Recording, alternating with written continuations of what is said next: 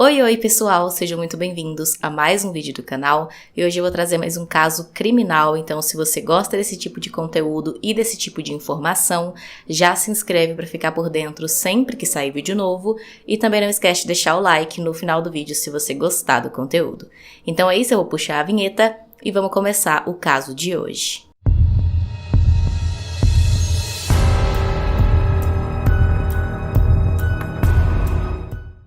Natália Lorena Silveira Alfonso tinha 22 anos na época dos fatos e vivia em São Lourenço, no Paraguai, com a sua filha de 2 anos e a sua mãe Maria del Rosário.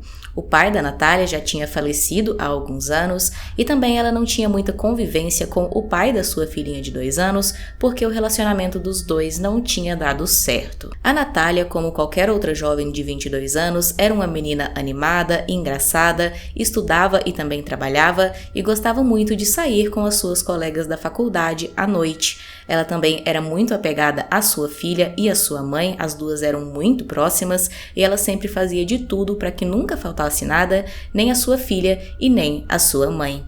Ela trabalhava fazendo maquiagens e arrumando mulheres para eventos como formaturas e aniversários e também fazia faculdade de Direito, então ela realmente dava muito duro na vida para conseguir aí se manter também a filha e a mãe e ainda ter dinheiro para a sua faculdade. Como eu disse, ela e a mãe dela eram muito próximas e então sempre que a Natália precisava sair para alguma coisa ou tinha que passar o dia fora trabalhando e estudando, a mãe dela ajudava ela tomando conta da neta. Em 10 de abril de 2018, uma terça-feira, por volta das 7 horas da noite, a Natália saiu de casa sozinha em seu carro.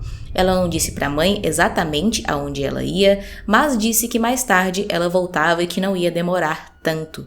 A mãe dela imaginou que como ela não tinha aula naquele dia na faculdade, talvez ela ia sair um pouco com as suas amigas, como de costume. Por volta das 10 horas da noite, então, a Natália ainda não tinha voltado para casa e a mãe dela resolveu ligar para ela para ver se estava tudo bem ou se ela ainda ia demorar, porque como era meio de semana, era para ela voltar para casa cedo, porque no outro dia pela manhã ela tinha os seus compromissos. Porém, quando a mãe tentou entrar em contato pela ligação, ela não foi atendida. Ela ainda tentou ligar outras vezes mais tarde, por volta de meia-noite, mas mais uma vez ela não foi atendida e dessa vez as ligações iam direto para a caixa postal, como se o celular da Natália estivesse desligado ou sem sinal. A mãe já estava ficando preocupada por conta disso, por conta dessa falta de contato da Natália, mas ainda imaginando que ela pudesse estar ali distraída com as amigas, ela preferiu esperar um pouco mais. Enquanto isso, por volta de 1 hora daquela mesma madrugada, os bombeiros da cidade receberam uma ligação de uma pessoa dizendo que em um terreno baldio perto da sua casa tinha um carro pegando fogo. Os vizinhos tinham escutado uma forte explosão e então saíram ali nas janelas das suas casas para ver o que estava acontecendo e viram esse carro completamente em chamas.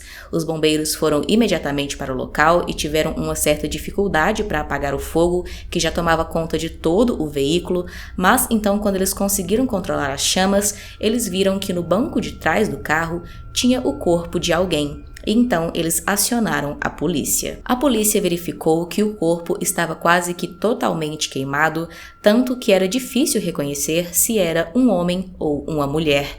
O corpo foi levado então para o necrotério para mais análises e, apesar de o carro também ter sido quase completamente queimado, os policiais ainda conseguiram identificar a placa e com isso conseguiram chegar até o dono do veículo, que era sim a Natália Silveira. Com isso então, os policiais ligaram para os familiares dela e contaram o que estava acontecendo e uma irmã da Natália foi quem foi até o necrotério para fazer o reconhecimento do corpo. Ela conseguiu sim identificar que se tratava da Natália, mesmo o corpo estando naquelas condições, por conta de uma tatuagem, um piercing e também pelo colar que a menina usava. Exames forenses encontraram uma bala na cabeça da Natália, porém essa não tinha sido a causa da sua morte. Na verdade, ela faleceu por conta de uma asfixia que foi causada por ela ter inalado os gases vindos ali do veículo por conta do fogo. Os exames também indicaram que no momento em que a Natália ficou em chamas, ela ainda estava com vida. Por conta de toda aquela cena em que o carro e o corpo da Natália foi encontrado, os policiais logo perceberam que se tratava de uma cena de crime, de homicídio, e então iniciaram as investigações. Eles logo descobriram que naquela mesma noite, um pouco mais cedo, o carro da Natália tinha estado em um motel daquela cidade. O carro chegou nesse motel por volta das 9 horas da noite e funcionários que foram ouvidos disseram que não sabiam dizer quem estava dentro do veículo, mas eles reconheceram o carro porque o carro ia lá com uma certa frequência. Segundo os registros, o carro permaneceu no motel por um pouco mais de 1 hora, ele chegou por volta das 21 horas e foi embora um pouco depois das 22 horas. Durante esse período, nenhum funcionário percebeu nada de errado ou incomum vindo do quarto 9, que era onde o carro estava, e também a pessoa que arrumou o quarto depois que ele foi desocupado disse que não encontrou nada de incomum lá dentro. A pessoa só disse que parecia que a cama não tinha sido usada porque ela estava intocada e parecia que só o banheiro tinha sido usado por alguém que tomou um banho. A polícia também fez, é claro, perícia nesse quarto e realmente não encontrou nada que chamasse a atenção.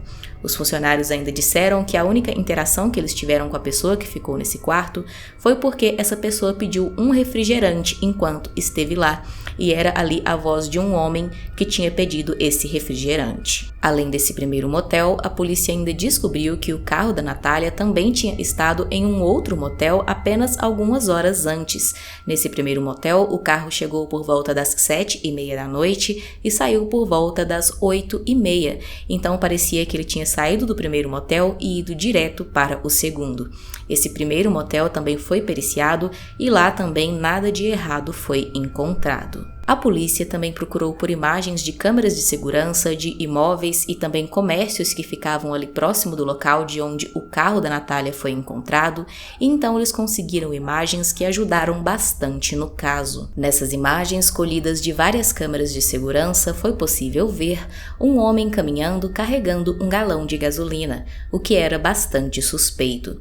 Também foi possível ver um carro suspeito indo embora do local logo depois da explosão no carro da Natália. O pai da filha da Natália foi investigado, mas ele não tinha nenhuma ligação com o crime, nada que levantasse suspeitas sobre ele e ainda ofereceu um álibi sólido que foi comprovado e assim ele foi descartado como suspeito. No dia seguinte ao crime, dia 12 de abril, uma rádio local recebeu uma ligação que surpreendeu a polícia e a todos.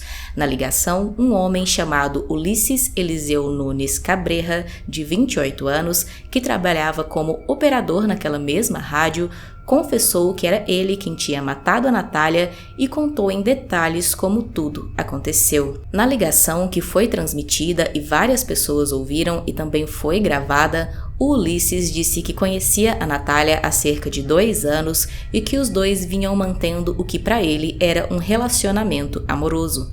Segundo ele, eles já tinham se encontrado várias vezes, às vezes eles saíam juntos para jantar, para passear, ou também iam para motéis ali da região. Como eu disse, para o Ulisses, ele e a Natália tinham um relacionamento amoroso sério, eles eram ali namorados, mas algum tempo depois, cerca de aproximadamente 1 mês antes do crime, ele percebeu que talvez para Natália eles não tivessem algo tão sério assim. Segundo o Ulisses, ele participava de um grupo no WhatsApp onde tinham vários homens que costumavam contratar serviços de garotas de programa e eles usavam esse grupo para passar contatos, fotos e vídeos dessas garotas para poder os outros homens ali ver se interessava ou não.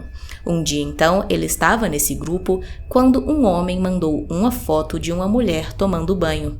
O Ulisses disse que no momento que ele viu essa foto, ele tinha certeza que a mulher nela era a Natália. Ele disse que a mulher era extremamente parecida com a Natália e que ele não tinha nenhuma dúvida que se tratava dela, e então ele conversou com o homem que mandou a foto, e esse homem disse a ele que aquela mulher era uma garota de programa com quem ele se encontrava frequentemente. O Ulisses ficou completamente irritado com essa situação e ele passou dias pensando nisso, acreditando que a Natália tinha traído ele não apenas com aquele homem, mas com vários outros homens, já que supostamente ela estaria atendendo como garota de programa. Alguns dias se passaram então com ele pensando nisso e sem ter contato com a Natália, até que em 10 de abril ele entrou em contato com ela e convidou ela para que eles se encontrassem. E então ela aceitou. Segundo Ulisses, nesse momento em que ele convidou a Natália para sair com ele, ele já tinha em sua mente a ideia de tirar a vida dela naquela noite. É tanto que cerca de um mês antes, ele já tinha conseguido comprar uma arma de forma ilegal e levou ela consigo dentro do seu carro para o encontro. Eles então foram juntos para aquele primeiro motel, onde tiveram relações sexuais, depois tomaram banho e a Natália começou a se arrumar para ir embora. Ela arrumou o cabelo, se vestiu, se maquiou e, segundo o Ulisses, ela estava se arrumando demais e então ele pensou que provavelmente depois que ela saísse dali, ela iria se encontrar com outro homem.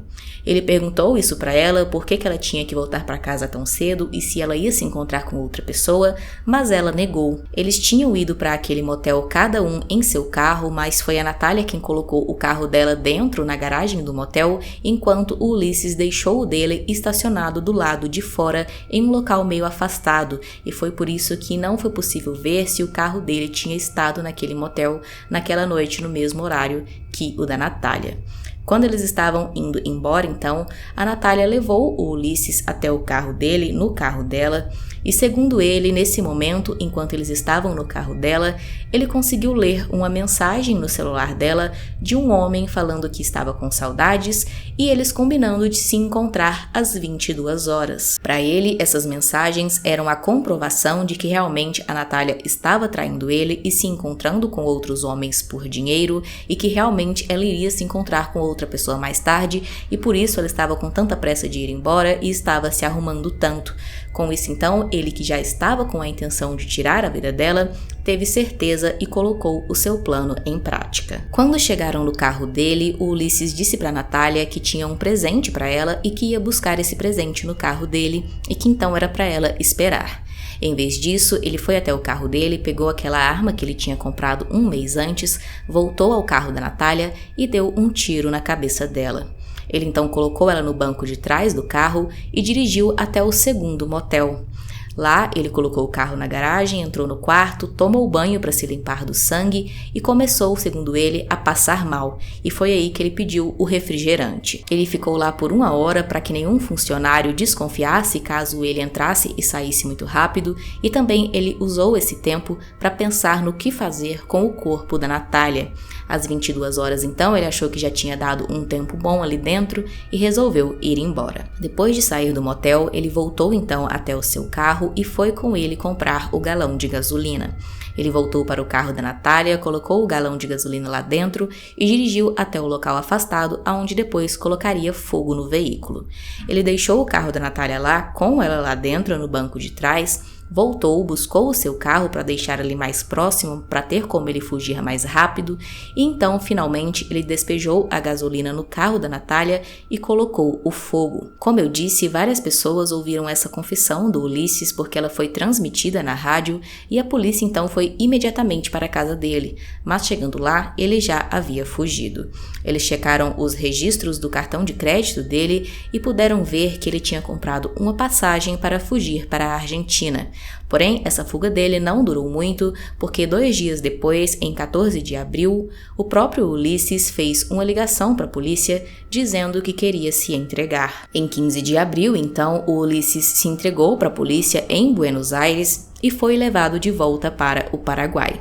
Em seu interrogatório, o Ulisses confessou novamente o crime, assim como fez na rádio, disse que comprou a arma um mês antes, que já tinha planejado o crime e essa arma inclusive foi encontrada no porta-malas do carro dele junto com o estepe. Em dezembro de 2021, então, aconteceu o julgamento do Ulisses e ele foi condenado por feminicídio a 30 anos de prisão. A família da Natália, principalmente a mãe dela, deu várias entrevistas sobre o caso e ela negou que fosse a Natália naquelas fotos que o Ulisses disse ter visto e também negou que a filha trabalhasse como garota de programa.